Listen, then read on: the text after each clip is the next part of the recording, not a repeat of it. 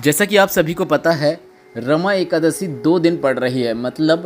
आज 27 अक्टूबर को भी रमा एकादशी का आप व्रत कर सकते हैं। साथ ही साथ आप कल सोमवार के दिन 28 अक्टूबर को भी रमा एकादशी का व्रत कर सकते हैं।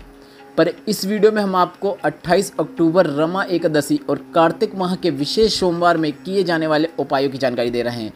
कार्तिक माह के दूसरे विशेष सोमवार में आपको कौन से उपाय करना है, जो कि गुरुजी पंडित प्रदीप मिश्रा जी के बताए हैं, जिन्हें अगर आप इस कार्तिक माह के इस विशेष सोमवार में कर देते हैं तो आपकी जो उद्देश्य है, जो कामना है, वह इस कार्तिक माह के पूर्ण होती हुई नज़र आने लगती है।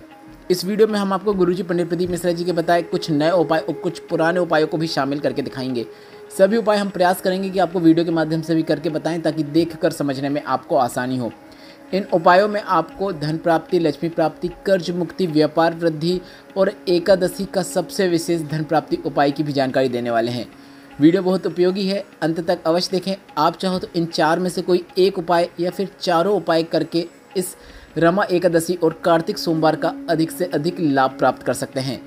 एकादशी का व्रत तब रखा जाता है जब उदया तिथि में एकादशी की तिथि होती है, और 27 अक्टूबर और 28 अक्टूबर दोनों तिथियों में उदया तिथि के समय एकादशी की तिथि है, और ऐसा अवसर बहुत कम देखने को मिलता है। तो ऐसे अवसर में आपको गुरुजी पंडित प्रदीप मिश्रा जी का बताया एकादशी का सबसे विशेष धन प्राप्ति उपाय इस सोमवार के दिन 28 अक्टूबर को करना है। आपको एक कलश में जल भरकर भोलेनाथ के मंदिर में पहुंच जाना है। भोलेनाथ के मंदिर में पहुंचने के बाद जल से भरे हुए कलश के अंदर आपको 7 बेलपत्र को डाल देना है। इस कलश के अंदर अगर आप गंगा जल का उपयोग करेंगे तो काफ़ी अच्छी बात है। गंगा जल को पूरा भर लें। पर्याप्त मात्रा में गंगा जल नहीं है तो आप अपने घर का जल भर लें, उसमें कुछ बूंदे गंगा जल की डाल दें। अगर आपके पास बिल्कुल भी गंगा जल नहीं है तो निराश ना हों, अपने घर का ही जल का उपयोग कर सकते हैं। इस जल से भरे हुए कलश के अंदर आपको 7 बेलपत्र डालना है। बेलपत्र कटी फटी नहीं होना चाहिए, छिद्र नहीं होना चाहिए, और बेलपत्र की डूंठ को पहले ही आपको तोड़ लेना है। डूंठ मतलब बेलपत्र की जो नीचे डंडी रहती है, उसके नीचे जो मोटा भाग रहता है, उसे आपको हटा देना है। अगर आप इस प्रकार की बेलपत्र भोलेनाथ के शिवलिंग पर अर्पित करते हैं तो वह भोलेनाथ स्वीकार नहीं करते हैं। गुरुजी की दी हुई यह विशेष जानकारी है, जिसे आपको इस उपाय को करते समय विशेष रूप से ध्यान में रखना है। आपको 7 बेलपत्र को गंगा जल से भरे हुए अपने घर के जल से भरे हुए कलश के अंदर डाल देना है। इसके बाद जल कलश का पूरा जल नंदी भगवान के उठे हुए पांव के ऊपर अर्पित कर देना है। आप वीडियो में देखकर समझ सकते हैं कि उपाय आपको किस प्रकार से करना है। नंदी भगवान के उठे हुए पांव पे पूरा जल अर्पित करने के बाद आपको पूरी बेलपत्र, जो 7 बेलपत्र हैं, शिवलिंग के ऊपर अर्पित करना है। आप चाहो तो भीड़ नहीं है मंदिर में तो एक एक करके श्री शिवाय नमस्तुभ्यम बोलते हुए भी अर्पित कर सकते हैं। अगर मंदिर में भीड़ अधिक है तो आप एक साथ भी श्री शिवाय नमस्तुभ्यम बोलते हुए बेलपत्र को अर्पित कर सकते हैं। इसके बाद हाथ जोड़कर भोलेनाथ से निवेदन कर सकते हैं, अपनी मन की बात बोल सकते हैं। गुरुजी ने कहा यह धन प्राप्ति का सबसे विशेष उपाय है। अगर आप यह उपाय करते हैं तो आपके घर में कभी भी धन संपदा की कमी नहीं होती है। व्यापार है तो वह भी आगे बढ़ता है। अगर आपके घर में कोई ऐसा सदस्य है जो आपकी बातें नहीं सुनता है, अपशब्दों का उपयोग करता है, अब वह चाहे बेटा हो या पति हो या फिर घर का कोई भी सदस्य हो जो गलत मार्ग में जा रहा हो, गलत व्यसन में डूबा हुआ हो, गलत संबंधों में लिप्त हो, तो आपको एक सरल और आसान उपाय करना है। आपको काली तिल ले लेना है। 1 चुटकी काली तिल भी लेंगे तो भी पर्याप्त है। काली तिल को आपको भोलेनाथ के मंदिर में जाकर शिवलिंग के ऊपर अवधूतेश्वर महादेव या फिर श्रम्भेश्वर महादेव का नाम लेते हुए अर्पित करना है। ध्यान से सुन लीजिए, आपको दोनों नाम लेने की आवश्यकता नहीं है। आप दोनों में से कोई एक नाम भी लेंगे तो भी पर्याप्त है। आप या तो अवधूतेश्वर महादेव का नाम स्मरण कर सकते हैं या फिर आप श्रम्भेश्वर महादेव का नाम स्मरण कर सकते हैं। श्रम्भेश्वर महादेव या अवधूतेश्वर महादेव का नाम लेते हुए आपको काली तिल को शिवलिंग के ऊपर अर्पित करना है। इसके बाद आपको थोड़ी सी काली तिल को भगवान से निवेदन करते हुए, जो व्यक्ति है जिसके लिए आप ये उपाय कर रहे हैं उसका नाम और गोत्र बोलते हुए थोड़ी सी काली तिल को आपको प्राप्त कर लेना है। थोड़ी सी काली तिल को प्राप्त करने के बाद आपको इस काली तिल को उस व्यक्ति को खिला देना है।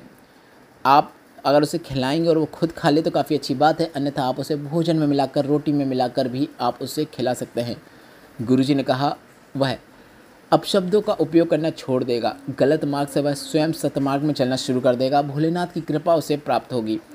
आप उससे यह भी प्रयास कर सकते हैं कि उसे कहें कि आप भोलेनाथ के मंदिर में एक बार ही सही सप्ताह में सोमवार के दिन जल चढ़ाने जरूर जाएं। अगर वह आपकी बात सुनता है और भोलेनाथ के दर में पहुंच जाता है तो फिर आपको चिंता करने की बात नहीं है। अगर नहीं आ रहा है तो आप यह काली तिल वाला उपाय कर सकते हैं। अब बढ़ते हैं इस सोमवार के दिन, एकादशी के दिन विशेष उपाय की ओर, जिसे आपको अपने घर पर या फिर भोलेनाथ के मंदिर में करना है। अगर आप यह उपाय घर पे करना चाहते हैं तो आपको शाम के समय प्रदोष काल में अपने घर में पानी के पात्र के पास किचन में एक दीपक प्रज्वलित करना है। इस दीपक में आपको लंबी बाती का उपयोग करना है। लंबी बाती का दीपक अपने घर में शाम के समय प्रदोष काल में प्रज्वलित करना है। यह दीपक हम हमारे पितरों के निमित्त प्रज्वलित कर रहे हैं, तो दीपक की लौ आपको दक्षिण दिशा की ओर रखना है। और इसके बाद आपको अपने घर में 3 बार स्वधा स्वधा स्वधा बोल देना है दीपक प्रज्वलित करने के बाद।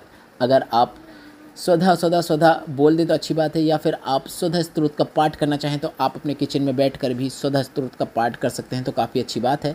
स्वधा स्तोत्र का पाठ करने से आपको बहुत लाभ देखने को मिलता है। गुरुजी ने कहा, अगर आपके जीवन में पैसों की तंगी बनी हुई है, एक कमा रहे हैं, सवा खर्च हो रहा है, जीवन में पैसा आ ही नहीं रहा है, घर में कोई ना कोई हमेशा बीमार बना रहता है, पैसा बीमारियों में जा रहा है, यह सब आपका पितृदोष के कारण होता है। और एकादशी की विशेष तिथि में अगर आप यह सरल आसान उपाय अपने घर पर ही कर देते हैं तो आपको पितृदोष एवं अन्य कई दोषों से मुक्ति मिल जाती है और आपके घर में पैसा भी रुकता है, बीमारियां भी दूर होती हैं। अगर आप यह उपाय भोलेनाथ के मंदिर में जाके करना चाहते हैं तो आप सुबह के समय, मतलब 28 अक्टूबर सोमवार के दिन, कार्तिक सोमवार है और एकादशी है, तो आप सुबह के दिन एक जल कलश में जल भर लें। इसके बाद जल से भरे हुए कलश को आपको पूरा जल शिवलिंग के ऊपर अर्पित कर देना है। जैसे जल अर्पित करते आए हैं वैसे जल अर्पित कर सकते हैं। सबसे पहले गणेश भगवान, उसके बाद शरण कार्तिकेय, उसके बाद माता अशोक सुंदरी, उसके बाद शिवलिंग का कटी भाग, ऊपर जलाधारी बंधी है तो वहाँ, फिर अंत में पूरा जल आपको शिवलिंग के ऊपर श्री शिवाय नमस्तुभ्यम बोलते हुए अर्पित कर देना है।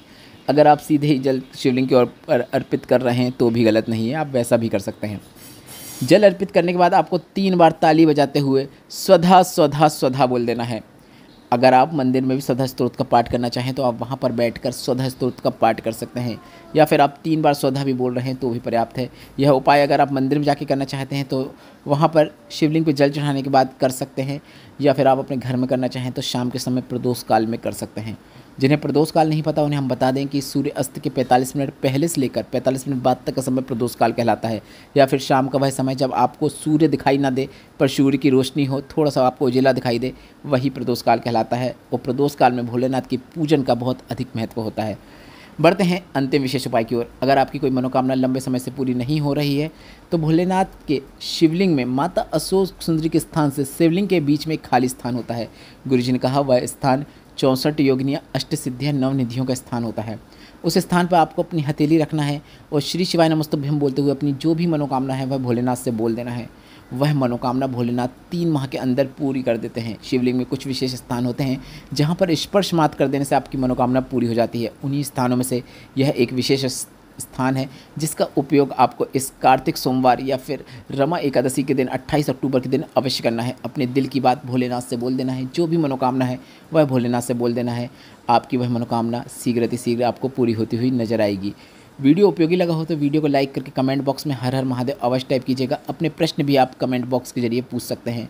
हमें व्हाट्सएप में फॉलो करना चाहते हैं जो कि बिल्कुल फ्री है, तो व्हाट्सएप चैनल के लिंक को भी मैंने कमेंट बॉक्स में पिन कर दिया है। वहाँ भी हम आपको उपयोगी जानकारियाँ अवश्य देंगे। श्री शिवाय नमस्तुभ्यम। हर हर महादेव।